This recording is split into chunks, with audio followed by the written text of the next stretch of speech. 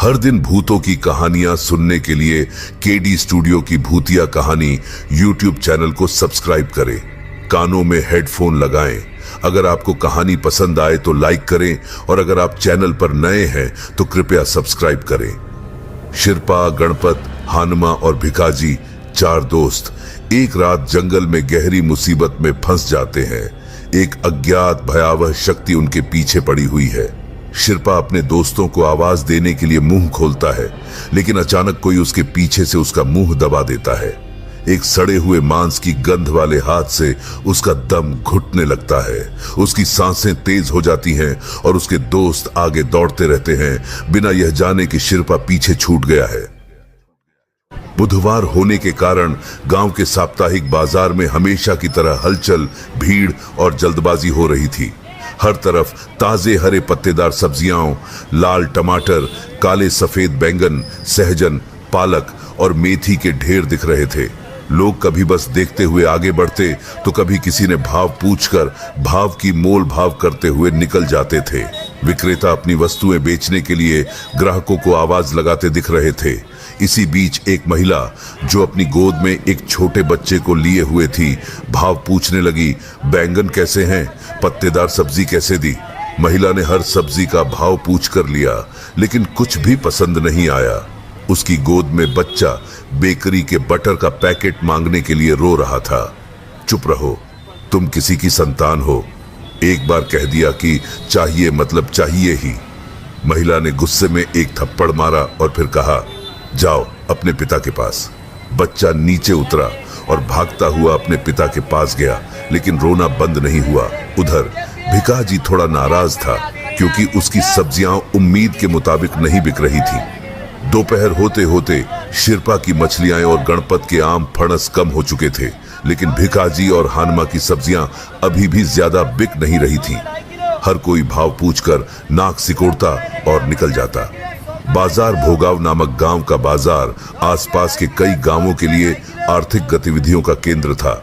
यह कोल्हापुर शहर के पश्चिम में लगभग 35 किलोमीटर दूर पहाड़ और घने जंगलों से घिरा हुआ था। आसपास के कई गांवों के लोग अपनी घरेलू जरूरतों की चीजें खरीदने और बेचने के लिए यहां आते थे। भिकाजी, हानमा, शिरपा और गणपत एक ही गांव के चार साथी थे जो अपने सामान बेचने और घर की जरूरत की चीजें खरीदने के लिए यहां आते थे।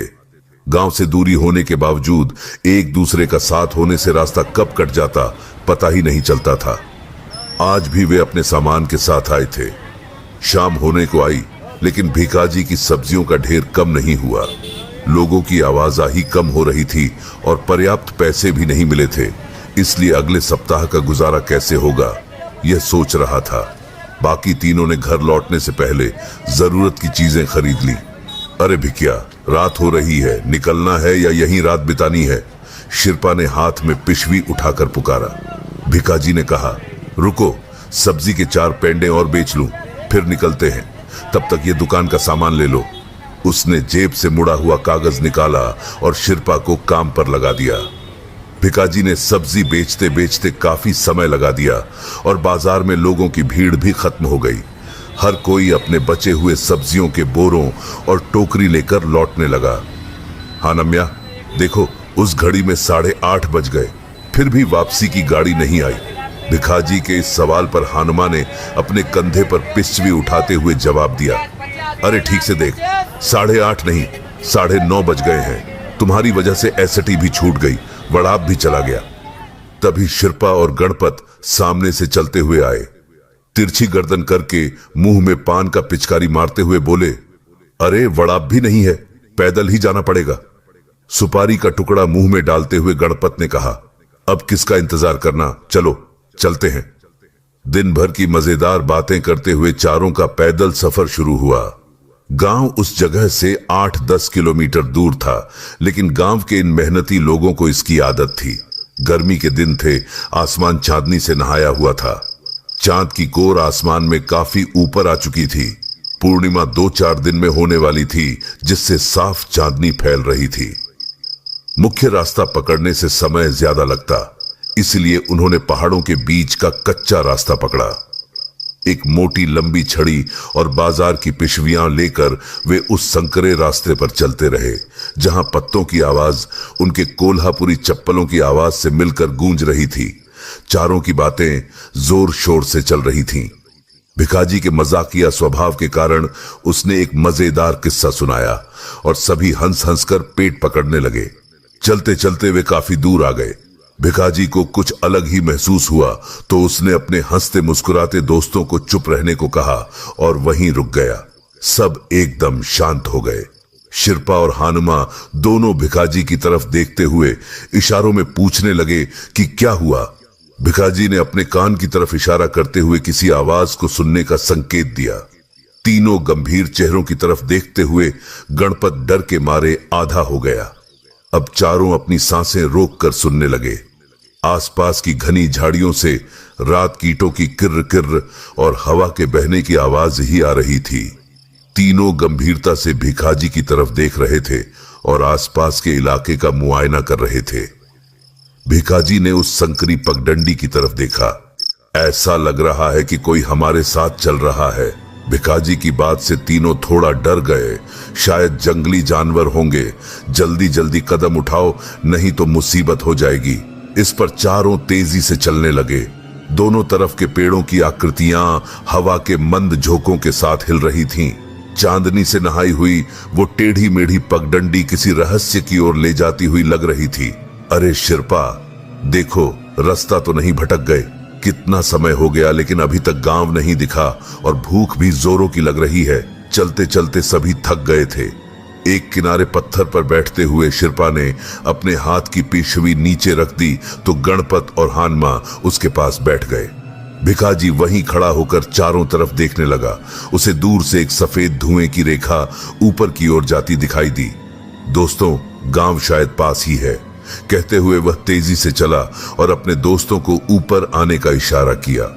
तीनों पहाड़ी की चोटी पर पहुंचे और भिखाजी जिस तरफ देख रहा था वहां देखने लगे। पहाड़ी की चोटी पर बहुत कम पेड़ थे और करीब 50-60 कदम की दूरी पर एक छोटी सी झोपड़ी से हल्की सी रोशनी दिखाई दे रही थी।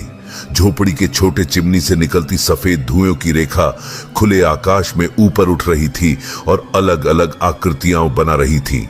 भूख से परेशान चारों उस झोपड़ी की ओर बढ़े। सूखे पत्तों को रौंदते हुए वे झोपड़ी के पास पहुंचे। तीनों बाहर छोटे से आंगन में रुके, जबकि भिखाजी आगे बढ़ा। अपने बटुए से सुपारी का एक टुकड़ा निकालकर चबाते हुए उसने दरवाजे के पास हाथ रखकर आवाज दी, कोई है क्या घर में? चारों तरफ सन्नाटा छा गया। हर कोई अंदर से कोई प्रतिक्रिया सुनने की प्रतीक्षा कर रहा था। कुछ और आवाजें देने के बाद अंदर से कुछ हलचल होती महसूस हुई। चूड़ियों की खनक सुनाई दी। कौन है? भीतर से आई एक वृद्ध महिला की भारी आवाज सुनकर सभी को राहत मिली। आवाज से ऐसा लग रहा था कि वह एक वृद्ध महिला थी। उसके सवाल का भिखाजी ने तुरंत उत्तर दिया, जिससे वह धीरे धीरे दरवाजा खोलने लगी। सामने एक बेहद बूढ़ी महिला खड़ी थी, जिसके बाल थोड़े सफेद थे। बदन पर मैली नौवारी साड़ी थी और सफेद झुर्रियों वाली त्वचा हड्डियों से चिपकी हुई थी। बाहर देखते हुए उस बूढ़ी औरत ने बोलना शुरू किया, तुम चोर डाकू हो तो मेरे घर में तुम्हें कुछ भी नहीं मिलेगा। हम चोर नहीं हैं मां। गांव की गाड़ी छूट गई, इसलिए पैदल गांव जा रहे हैं। ये लो। भिखाजी ने पिशवी से हाथ डालकर प्लास्टिक में बंधे चावल निकाल कर दिए। चूल्हे पर ये चावल पका दो और हमें खाने के लिए दे दो, इससे हमारे शरीर में ताकत आएगी। अब रास्ता बहुत दूर है। उस बूढ़ी औरत ने चावल ले लिया और चारों की ओर एक नजर डाली। तभी हानमा बोला, अरे मां, सच में तुम कितनी डरी हुई हो, जरा पानी दे दो। वह कुछ भी बोले बिना झोपड़ी के अंदर गई और पानी लेकर आई, फिर झोपड़ी में वापस चली गई। चारों बाहर के आंगन में आराम करने के लिए लेट गए।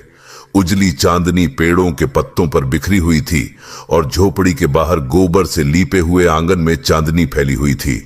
भिखाजी और शिरपा बातों में मशगूल थे, जबकि हानमा सो चुका था और गणपत के पेट में भूख से ऐंठन हो रही थी। काफी समय बीत गया लेकिन बूढ़ी महिला बाहर नहीं आई। गणपत से रहा नहीं गया। वह उठकर चावल पके हैं या नहीं देखने चला गया। उसने दरवाजे की दरार से अंदर झांका तो देखा पुराने कपड़े रस्सी पर लटक रहे थे। कोने में एक पुराना लकड़ी का बॉक्स था जिसमें कई जगह छेद थे और उन छेदों से चूहे बेफिक्री से आ जा रहे थे। आंगन में बैठा शिरपा दूर से गणपत को अंदर झांकते हुए देख रहा था। बिना कुछ बोले वह गणपत की हरकतों पर नजर रखे हुए था। अचानक अंदर झांकते झांकते गणपत नीचे गिर पड़ा। एड़ियां घसीटते हुए वह पीछे की तरफ रेंगने की कोशिश करने लगा। भिकाजी दौड़कर उसके पास गया और उसे उठाने की कोशिश की, लेकिन वह उठ नहीं पाया। उसकी आंखों में डर भर गया था और जबड़े जकड़ जाने के कारण उसके मुंह से आवाज नहीं निकल रही थी। वह बार बार दरवाजे की ओर इशारा करता हुआ पीछे की ओर सरक रहा था। शिरपा ने गणपत की कमर में हाथ डालकर उसे उठाया और आंगन में ले आया, लेकिन उसकी आवाज फिर भी बंद थी। भिकाजी धीरे धीरे उस दरवाजे के पास गया और अंदर झांका तो उसके चेहरे का रंग उड़ गया। पल भर में उसका गला सूख गया और उसका शरीर पसीने से भीग गया। उसका दिल इतनी तेजी से धड़क रहा था मानो छाती फाड़कर बाहर आ जाएगा। उसकी नजर अंदर एक जगह टिकी हुई थी। चूल्हे पर एक काले मटमैले बर्तन में चावल जोर जोर से उबल रहे थे। वह बूढ़ी औरत चूल्हे के पास ही बैठी थी। उसके काले सफेद खुले बाल पीठ पर फैले हुए थे। उसने अपने झुर्रीदार हाथों की लंबी उंगलियों से चूल्हे के पीछे रखा दिया उठाया और उसकी पीली रोशनी में उबलते चावल देखे। चावल देखते समय दिए की रोशनी में उसका आधा झुर्रीदार चेहरा और लंबी टेढ़ी नाक और पतले होंठ बहुत भयानक लग रहे थे। उससे भी ज्यादा डरावने थे उसकी बड़ी बड़ी उभरी आंखें, जो खोखले में भी विकृत दिख रही थी। उसने अपनी नजर वैसे ही बर्तन पर टिकाए रखी। उबलते चावल के बर्तन से भाप निकल रही थी। उसने अपना दायां हाथ उबलते बर्तन में डाल दिया, जिससे एक भाप का गुब्बार ऊपर उठा। उसने उबलते चावल का एक कौर अपने मुंह में डाल लिया। उसके झुर्रीदार हाथ से चावल की पत्तियां चिपकी हुई थीं।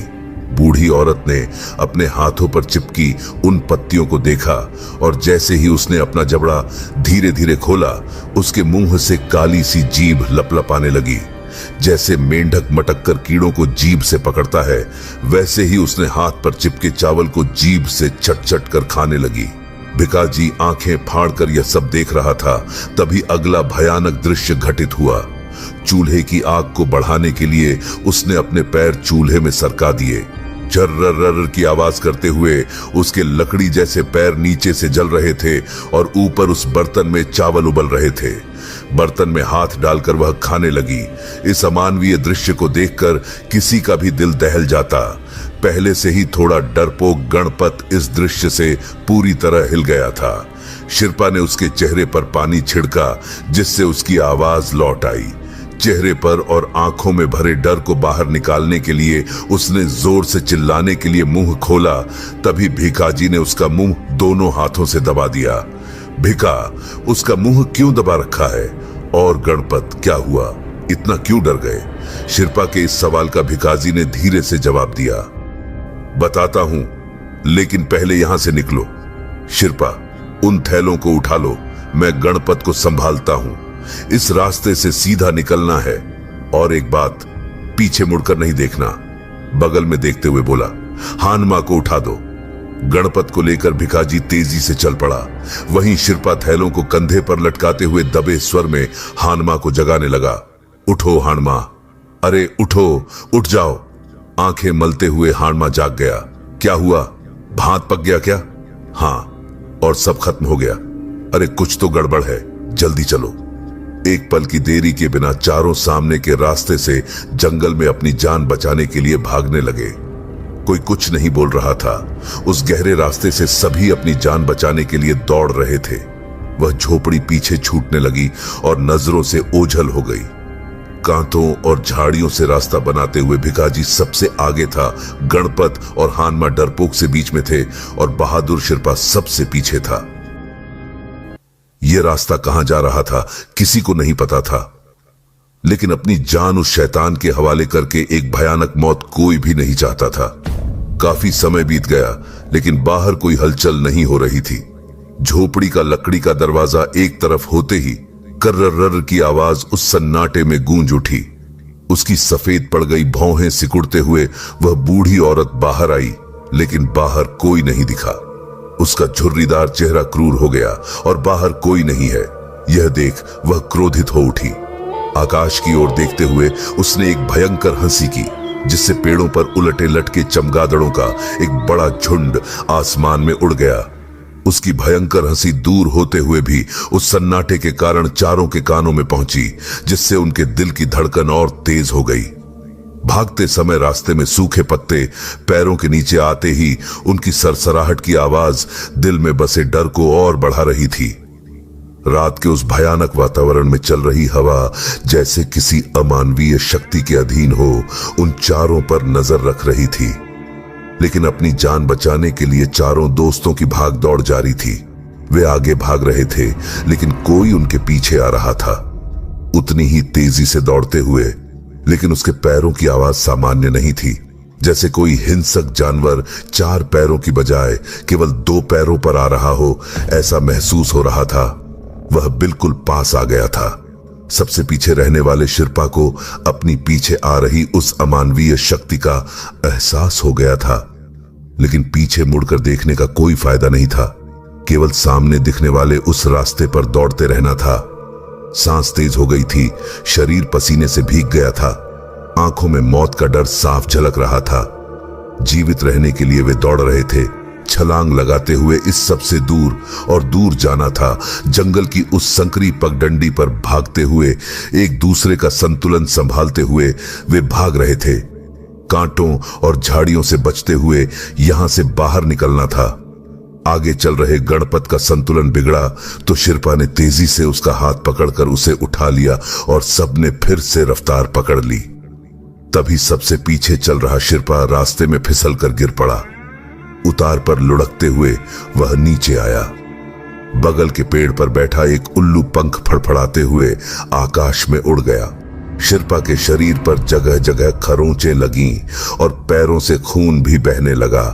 वेदना से कराहते हुए उसने अपने मित्रों को आवाज देने के लिए मुंह खोला ही था कि किसी ने पीछे से उसका मुंह जोर से दबा दिया। एक काला अस्थिपंजर जिससे त्वचा झर रही थी, उस हाथ से सड़े मांस की बदबू आ रही थी। शिर्पा का दम घुटने लगा। उसके आगे चल रहे साथी दौड़ते जा रहे थे। पीछे क्या हुआ किसी को खबर नहीं थी। कुछ ही समय में उनके पैरों की आवाज दूर दूर चली गई और एक घातक सन्नाटा छा गया। उस पकड़ से छूटने के लिए हाथ पैर पटकते हुए वह खुद को छुड़ाने की कोशिश करने लगा, लेकिन व्यर्थ। जद्दोजहद में वह उल्टा हो गया और कोई उसकी पीठ पर बैठकर उसका मुंह दबाए हुए था। अपनी सारी शक्ति बटोरकर उसने जोर से पलटा खाया और स्तब्ध रह गया। वहां वह अकेला ही था। कुछ समय पहले जो कोई उसे जोर से पकड़े हुए था, अब कोई भी नहीं था। उसे आश्चर्य हुआ और उससे भी अधिक डर। जमीन पर पड़े शिर्पा ने जैसे ही अपने पैर हिलाए, एक जोरदार पीड़ा पैर से उठकर मस्तिष्क तक पहुंच गई। उसका पैर पत्थर में फंसकर बुरी तरह घायल हो गया था। अपने हाथों से ही मुंह दबाए हुए वह दर्द सहने लगा। तभी उसे एहसास हुआ कि उसके आसपास कोई है। कोई था जो दिखाई नहीं दे रहा था, लेकिन उसकी ओर ध्यान दे रहा था। शिर्पा डर के मारे कांप रहा था। सूखे पत्तों से होती सरसराहट से लगता था कि कोई उसकी दिशा में आ रहा है। शिर्पा भगवान से इस संकट से बचाने के लिए प्रार्थना करने लगा। सब कुछ शांत हो गया और फिर से एक घातक सन्नाटा छा गया। केवल रात के कीड़ों की किर्रर्र आवाज उसके कानों में गूंज रही थी। वहां से हिलना मुमकिन नहीं था, लेकिन शिर्पा आसपास की हर गुप्त हलचल को ध्यान से सुन रहा था।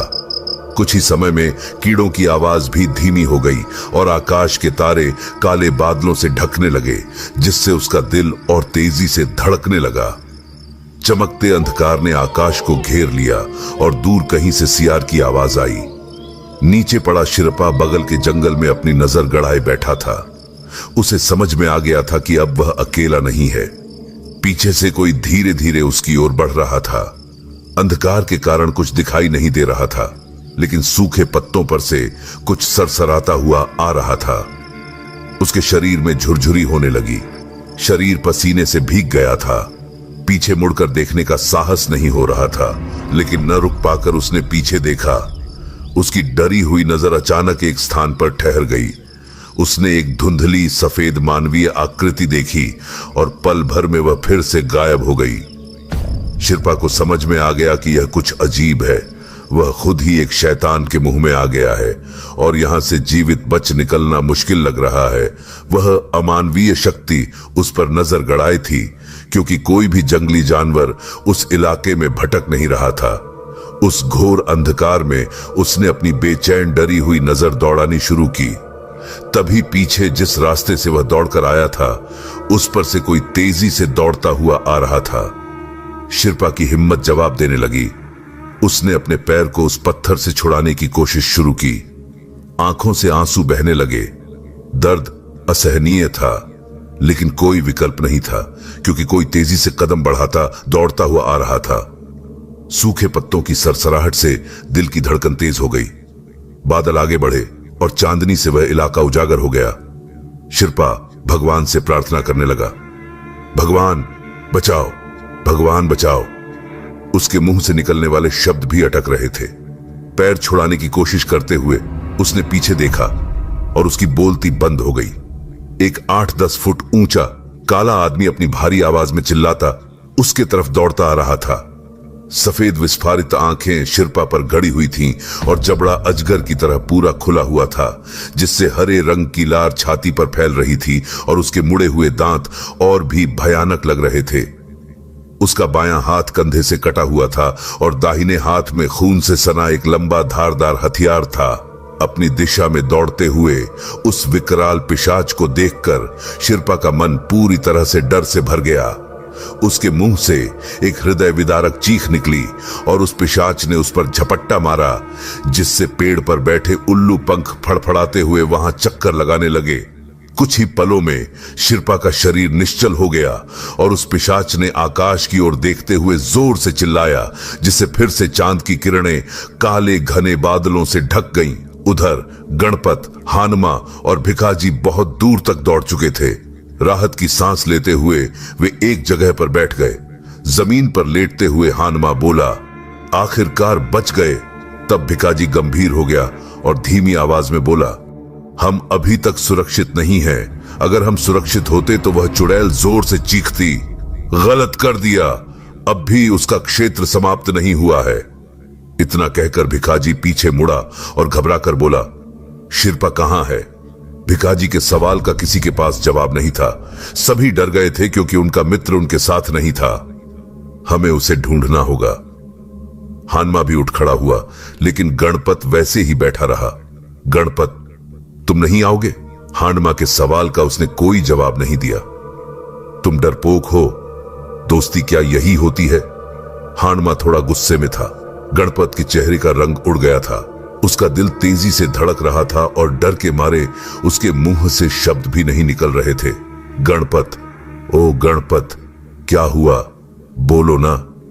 भिखाजी उसे हिम्मत देने की कोशिश कर रहा था, लेकिन वह कुछ बोल नहीं पाया। उसने अपना दायां हाथ आगे किया तो भिखाजी और हानमा देखने लगे और वे तीनों हताश होकर जमीन पर बैठ गए। सामने वही झोपड़ी थी जहां से वे भाग रहे थे और छत पर वह बूढ़ी औरत खड़ी थी।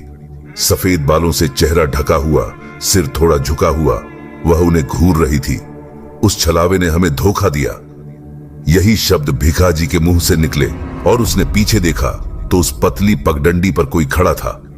8 से 10 फुट ऊंचा, बायां हाथ कटा हुआ और सफेद चमकती आंखें उनके शिकार पर टिकी हुई थीं, जैसे वे उस झोपड़ी में रहने वाली चुड़ैल नहीं, उस जादूगरनी से अनुमति मांग रहे हों झपट्टा मारने के लिए। बगल के पेड़ पर बैठा उल्लू बड़ी बड़ी आंखों से यह भयानक दृश्य देख रहा था। डरे हुए उन तीनों की ओर देखते हुए उस जादूगरनी ने एक गहरी चीख की तरह भयावह हंसी आसमान में गूंजाई तो वह उल्लू अपने पंख फड़फड़ाता हुआ तेजी से फिर से आकाश में उड़ गया। अपनी जान बचाने के लिए सभी इधर उधर भागने लगे, अलग अलग दिशाओं में जान की बाजी लगाकर। लेकिन पीछे से एक के बाद एक डरावनी चीखें सुनाई दे रही थीं और वे चीखें और चिल्लाहटें आसमान को हिला रही थीं। रात और भी भयानक और डरावनी हो गई और उस गहरी अंधेरी रात में सभी यात्री हमेशा के लिए खो गए। कुछ दिनों बाद पहाड़ की ढलान पर बसा एक गांव रात की गोद में शांतिपूर्वक सो रहा था। गांव की कच्ची सड़क पर कुत्तों का झुंड अचानक दौड़ता और भौंकने लगता।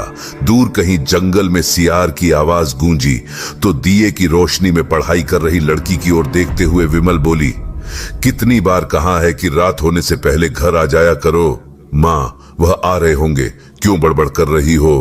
तुम चुप रहो, 11 बज चुके हैं, कहीं शराब पीकर पड़ा होगा।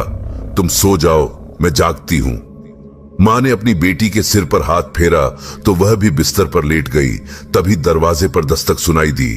देखो, वे आ गए, कहते हुए वह उठ खड़ी हुई। लकड़ी के दरवाजे को कर्र रर करते हुए खोला और सामने देखा तो बाहर उसका पति खड़ा था, पसीने से लथपथ, जैसे दौड़ता हुआ आया हो। लेकिन अंदर आए बिना वह बाहर से ही अपनी पत्नी से बोला, दरवाजा बंद कर लो, कोई भी बाहर ना निकले, चौखट पार मत करना। अरे क्या हुआ? विमल घबरा गई, लेकिन वह कुछ कहता उससे पहले ही उसके चेहरे के पीछे से एक और काली आकृति झांकने लगी और उसे देखकर विमल बेहोश होकर वहीं गिर पड़ी। मानव रक्त की लत लगी। वह चुड़ैल और उसके गुलाम पिशाच अब जंगल से इंसानी बस्तियों में घूमने लगे हैं। अंधेरे में, गहरे अंधेरे से दरवाजे पर सुनाई देने वाली वह दस्तक शायद अगला शिकार। दोस्तों, आज की कहानी यहीं समाप्त होती है। अगर आपको यह कहानी पसंद आई हो तो एक लाइक जरूर करें। ऐसी और कहानियां सुनने के लिए सब्सक्राइब करें। शुभ रात्रि।